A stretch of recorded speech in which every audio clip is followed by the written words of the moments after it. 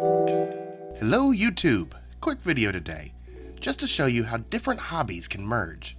In this case, 3D printing and aquarium keeping.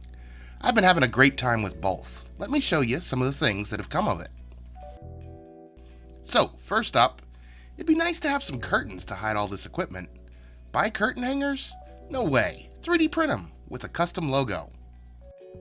Now, I have to move water around for a lot of reasons.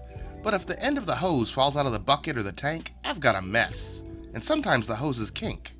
So here I designed clamps that hold the hose in place and keep it from kinking at the rim. When it's time to put the hoses away, how about some hangers to store them nicely? This little skimmer kept falling off with the old suction cup mount. So now it has a new mount based on the hose clamp. Same with this water level sensor. Or to hold this bottle to drip in chemicals. How about an airline nozzle cap for hatching brine shrimp? These air valves had no way to mount them, so I made one. How can I attach a hose to these spigots? Let's make an adapter. This router had no holes for wall mounting. Well, let's make some hangers. My frag racks were made of egg crate and PVC pipes cut out for legs. But the legs kept falling off, so I printed some new ones that bolt on, and the height is adjustable if needed. Big improvement. And finally, why spend money on PVC fittings to make a pod filter? I can print tubes, and I can customize them to make them stackable if I want to later.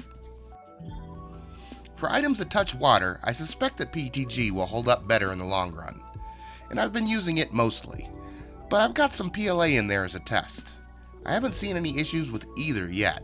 PLA is so easy to print, I'm rooting for it, and I'll keep you updated. I designed all of these in Fusion 360, with the intent to print them on my printer. So no supports if possible, and when not possible, I built the supports into the model.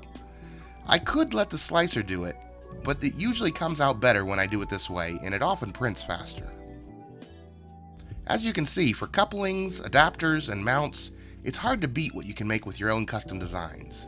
For many of these, there were options that could have been purchased, but usually with some compromise in either function or form, and almost always costing more money. I've listed most of these on Thingiverse, if you'd like to print one for yourself. The links are in the description. Drop me a line in the comments if you do print one.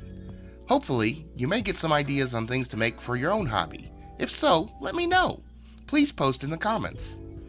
Click like if you like this and subscribe to see more, and until next time, thanks for watching.